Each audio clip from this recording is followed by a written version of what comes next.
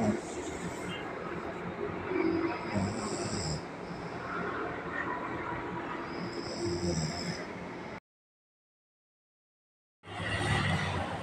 mga ka-friendships! Mayang adlaw sa tanan! So sa video na to mga ka-friendships, by the way, this video will be our first vlog for 2024! And welcome sa 2024 mga ka-friendships! Happy New Year sa ating lahat! So mga friendships, wala muna tayong ipamimigay na mga palibreng files sa video na to. Dahil mga friendships, nakikiusap ako, baka naman, samahan ninyo ako ngayon sa video na to hanggang dulo. Dahil sa video na to, ang maging content natin ay magkukwentuhan tayo mga friendships tungkol sa love story o love life ko nung nakaraang month. December 2023 lang. Yes, tama. Napakabago lang. So, hindi na natin isama sa video na to yung mga ex-boyfriends ko. Yes, boyfriends. Nakarami na talaga ang akla ninyo. So, mga friendships, bago natin simulan ang ating kwentuhan, nako, mukhang ang pangit natin today, Tasha. Kulang ng foundation para puputi yung mukha natin. So, dagdagan natin ng foundation, mga friendships, ha? Para naman makita, maganda naman yung ka-friendship nyo ngayon nagsasalita. So, foundation lang ang katapat niyan mga ka-friendships para puputi tayo at hindi kayo masyadong napapangitan sa akin. O, diba? O, yan. And then, dagdagan natin yung very light ang lipstick natin or lip tint natin para mas fresh na red na red.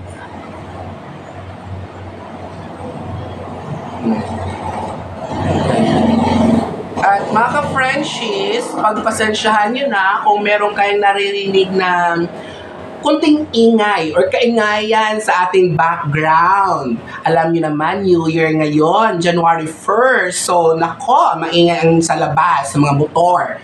At lalo na kagabi, sobra. So, nakatulog naman ako, pero sobrang ingay talaga mga ka-friendships. Kaya tiisin ninyo kung maingay sa labas, ha? Hindi natin masyadong pabayan yung video natin. Ano lang na to, i-clean lang natin. Yan, supply tayo, yan. O, di ba maganda na tayo mga friendships? So, ito nangyari mga friendships. Kasi tayo mga teachers, kailangan nating lumabas ng bahay at lumandi minsan. Alam nyo ba, I'm already 36. Tamang narinig nyo mga friendships, ang tanda ko na. Kaya kailangan kong lumandi minsan at ipakita natin na deserve din nating mga teachers na mahalin ng totoo. Yung totoong pagmamahal kahit bakla tayo. So, ito na nga nangyari mga friendships. Para maintindihan niyo mga friendships ha, kung paano ko siya nakilala. Dati kasi, 4 years ago, 4 years, mga 3 years, 4, hindi ko masyado matandaan. Naging Bigo host ako sa isang app, Bigo app. Sa Bigo app kasi mga friendships, pwede ka kasing kumikita dyan. At noon, isa akong live streamer.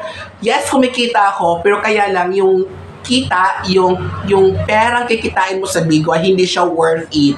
Hindi siya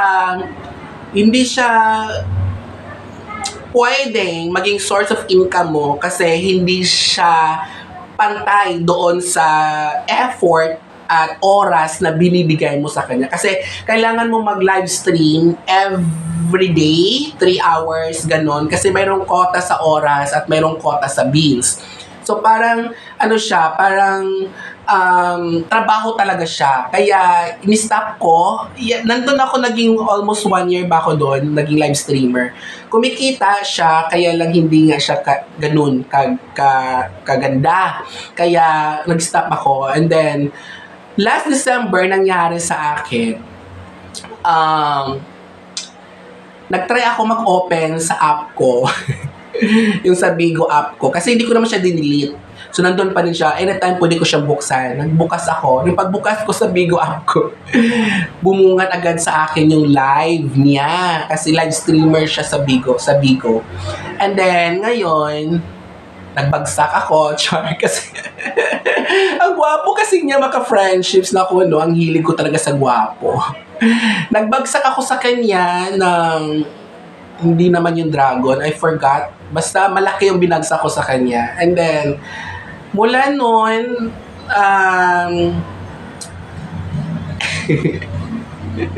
Nag-chat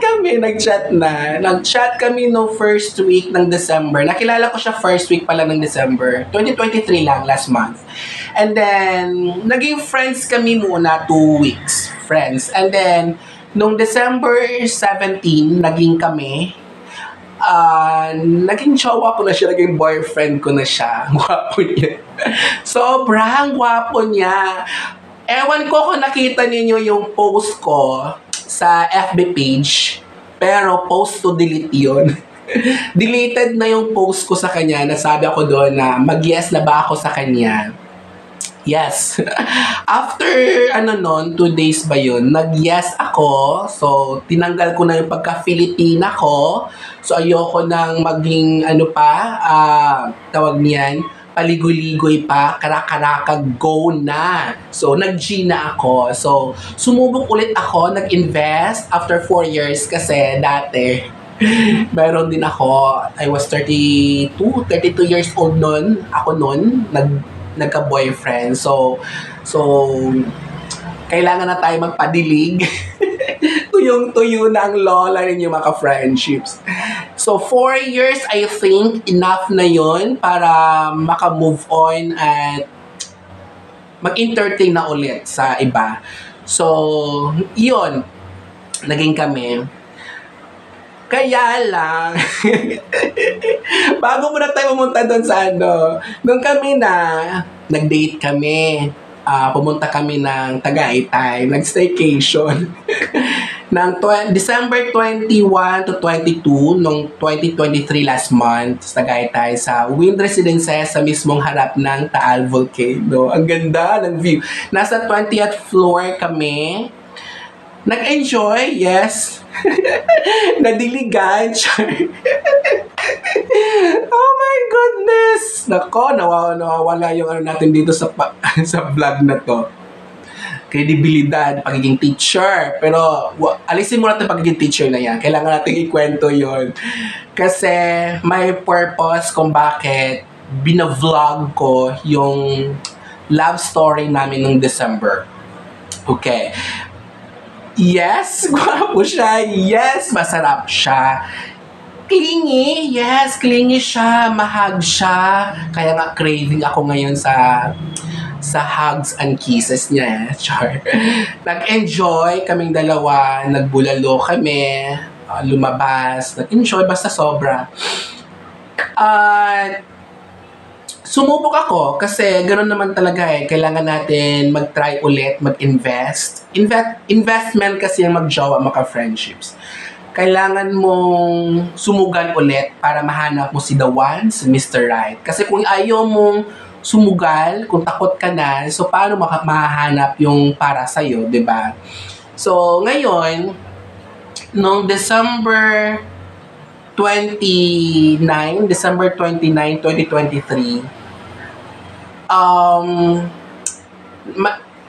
naggamit ako ng dummy account ko sa Bigo. So, ibig sabihin, may dalawa akong account sa Bigo. Dummy account ko yung isa para pang silip, pang monitor sa kanya. So, okay pa yon. And then, pagka 30 ba yon or basta, nung 30, 29, 30, gano'n, napansin ko na siya na may kalandian, kaharutan sa Bigo. So, babae yon. Hindi ko naman siguro ma-blame kasi una, live streamer siya sa Bigo. Pangalawa, straight siya. So, siguro hindi sapat yung bakla, gano'n, pag straight. Kaya ang hirap talaga pag magmahal tayo ng straight. So, nakipagharutan, nakipaglandian. So, nababasa ko yung mga comments doon ng girl, doon sa comment section ng live niya. Siya mismo nag-live.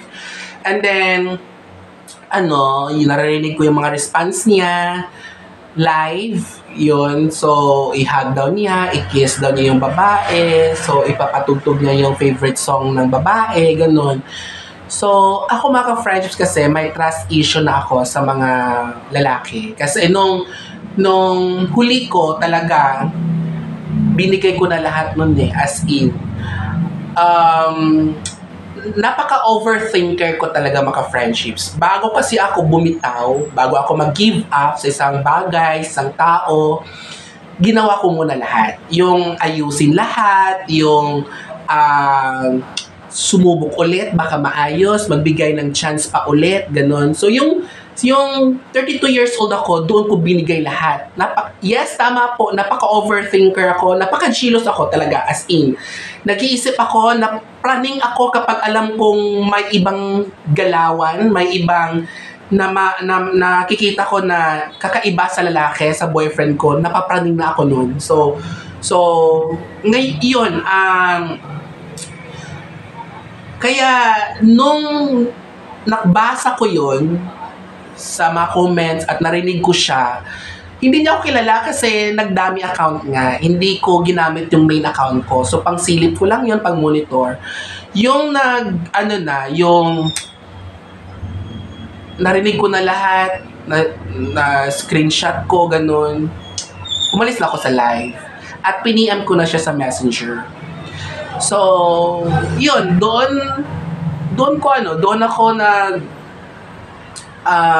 nagalit. Siguro hindi naman galit, hindi ako nagbabad words, hindi ako nag-foul words sa kanya. Maayos. Kasi ipakita natin na hindi natin ka-level yung kaharutan niya, kalandian niya. So naging professional ko, hinandle ko ng maayos yung issue, yung problema namin. So, pero yun, nag-sorry, inamin niya at nag-sorry siya. Nag-apologize talaga siya ng malala. Sinabi ko sa kanya, alam mo, sumubok ako, sumugal ako, nag-invest ulit ako after 4 years ng ex ko. Akala ko ikaw na, kasi maka-friendships, nasa tamang edad na din siya, hindi naman siya bata, hindi siya yung bagets, hindi siya yung teens, hindi siya yung 20s, nasa middle age, nasa na siya, almost 30 na din siya, ganun. So, hindi nga siya bata.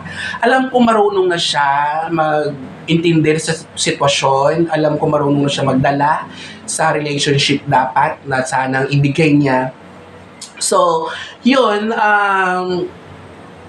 hindi ko inisip yung kabutihan niya sa akin, hindi ko inisip yung sweet niya, naging sweet siya sa akin, naging clingy siya sa akin. Naipakita niya sobra yung pagmamahal na para sa akin. Alam niyo mga friendships, no, yung everyday nag-I love you yon. Sobrang nag-I love you yon. Walang araw na hindi yung nag-I love you sa akin sa chat, ma-call, kasi nag-uusap kami sa phone din, kahit nandun kami sa Tagaytay, kahit lang yun, 21, 22 lang yun, nag-I love you sa personal, as in. Wala akong masabi sa kanya, kaya lang kasi talagang ako, ewan ko kung ma-pride ako, kaya lang nakikita ko na sarili ko na kung ako ay niluloko, bakit ko pa ipipilit yung sarili ko? Kasi I know my worth. Alam ko yung worth or halaga ko. So, hindi ko ipagsiksikan sarili ko kasi ginawa ko na yan dati. So, bago ako sumugal sa kanya, ginawa ko na yan sa ex ko. Kaya dumistansya ako. Nag-giveaway ako. Sige, kayo na lang. Ayoko kasing ipagsiksikan yung sarili ko sa taong hindi naman ako pinili. 'Di ba? So, ganun. Masakit mga ka-friendships, masakit sobra. Mahal ko siya, kaya lang hindi pwedeng 2, 3 kami. Ganun. So, dapat alam niya kung anong halaga. Kasi, mga ka-friends, kung pagbibigyan ko pa siya ulit, uulitin niya din yan. Kaya hindi ko na tinanggap yung sorry, yung please, yung promise niya sa akin. Sabi ko, narinig ko na yan lahat dati. Kaya ayoko nang magbigay ng second chance. Hindi ko nagbigay ng second chance. Yes, mga friends, first yung mali niya. Hindi na ako nagbigay. Kasi nung ex ko, naku, naubos yun. Nakasampu ako doon ng chances, mga friendships, hanggang napagod ako. So ngayon, hindi ako napagod sa kanya. Relax. Tingnan niyo ako, mga friends. Walang ka-stress-stress. So, masaya. At nasa dulo ng video, yung siya, yung picture niya. At hindi ko alam kung ma-attach ko ba yung sorry niya na voice message. Kasi nag-voice message din siya sa akin. Tapos, yung video namin sa Tagaytay. Kaya ako siya pina-vlog ngayon kasi para ma-delete ko na yung pictures niya, ma-delete ko na yung video niya sa gallery ko, sa photos ko, or album. Kaya i-vlog ko na lang siya at ilagay ko lang siya sa dulo. Tingnan niyo mga friendships. Napaka-sweet niya eh. Basta, yung sayang, pero kaya lang kailangan natin isipin na may halaga tayo. Ganon yun mga friendships. Naghihiwalay nga yung si Kim Chu at saka si Sian Lim na 12 years sila. At si Catherine at si Daniel Padilla na 11 years. Kami pa ba? 10 days.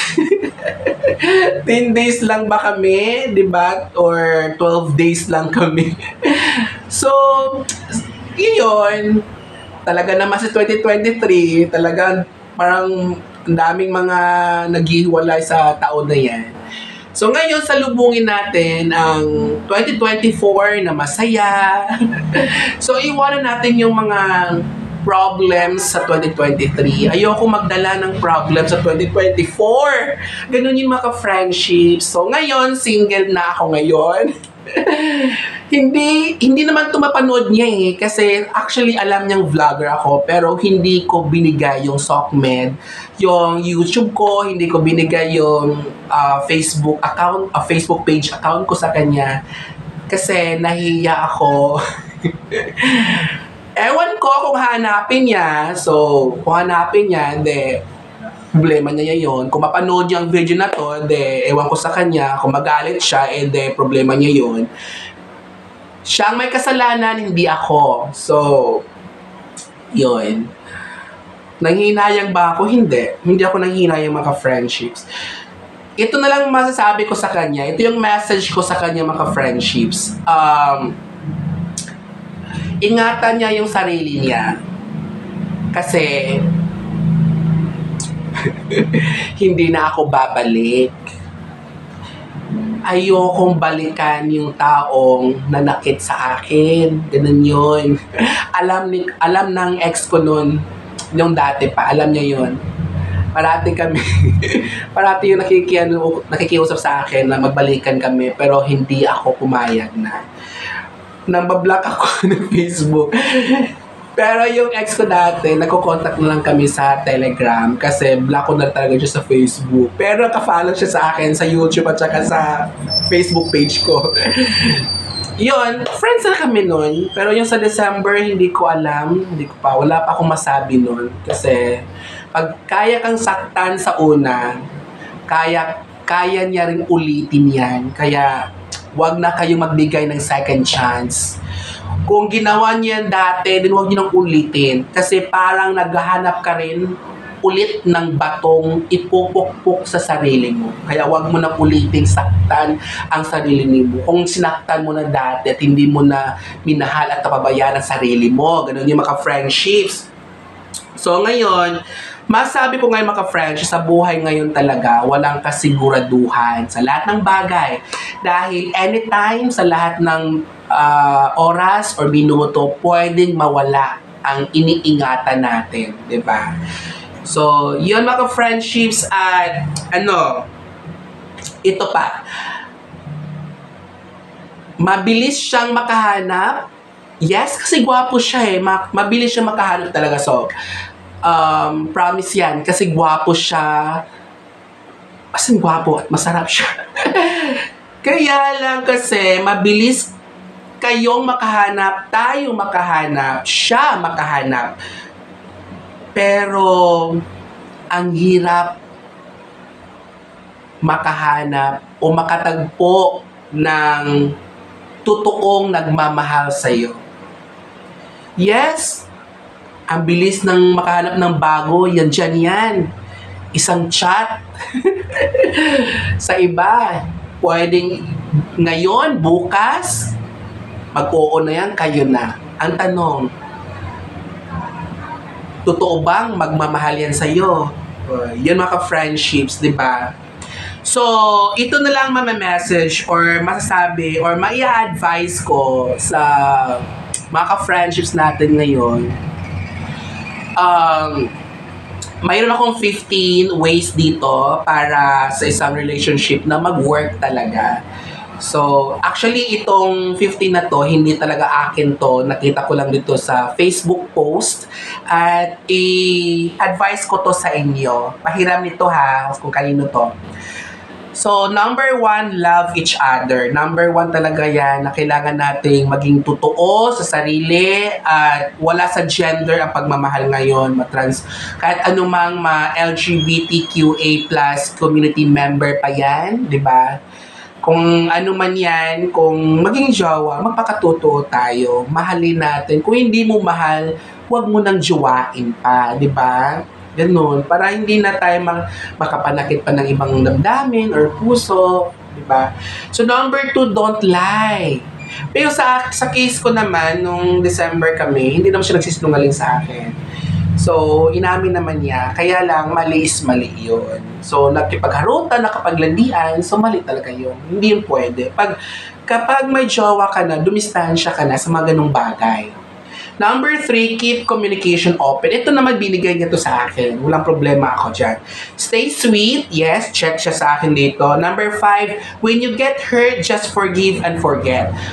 Na-forgive ko siya. Hindi ko siya kayang kalimutan.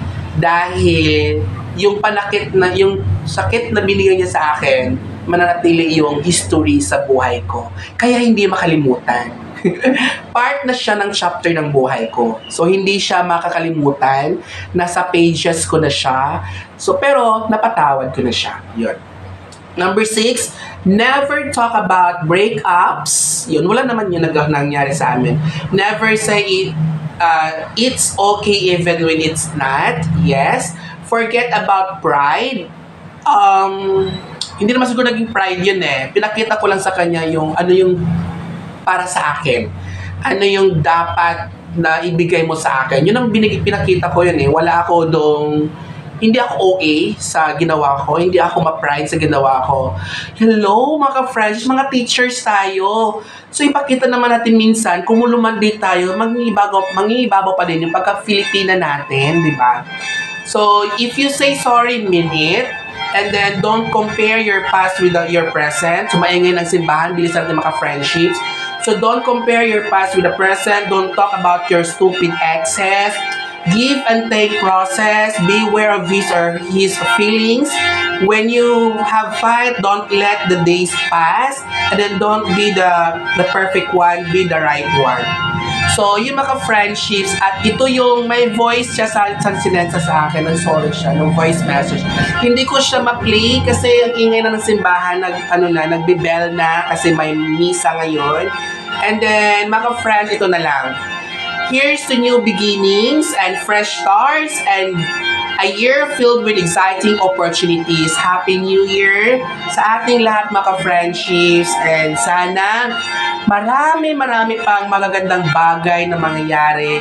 Opportunities, i-grab natin, happiness, maging maging masaya lang tayo sa 2024 at malampasan natin ang lahat ng mga ads, trials, challenges na pwedeng darating dito sa 2024. Kasi normal lang yung mga friends na may mga challenges na darating kasi para mas matututo tayo, maging strong tayo. Thank you and salamat sa pagsama sa akin sa vlog na to hanggang dulo. At huwag kalimutan, baka hindi ka pa nakapag-subscribe, comment down sa ating comment section kung meron kayong may sasabi, ma-comment sa akin tungkol sa 10 days or 12 days ng pagmamahal ko. Sa maling tao ba yon? Maling tao ba yung mga friendships? Ewan, basta nag-try lang ako, akala ko siya na, yun pala ay hindi. So, yun na nga, sabi nga nila na walang kasiguraduhang bagay sa panahon ngayon. So, anytime, pwede talagang mawala.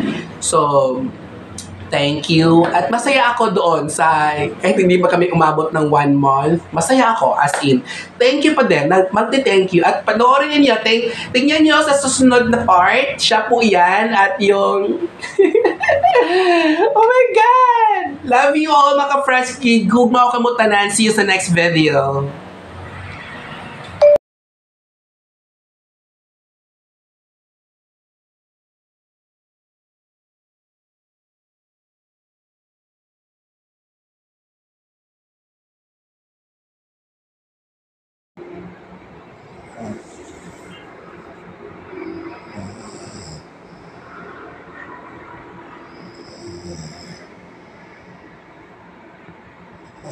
Right.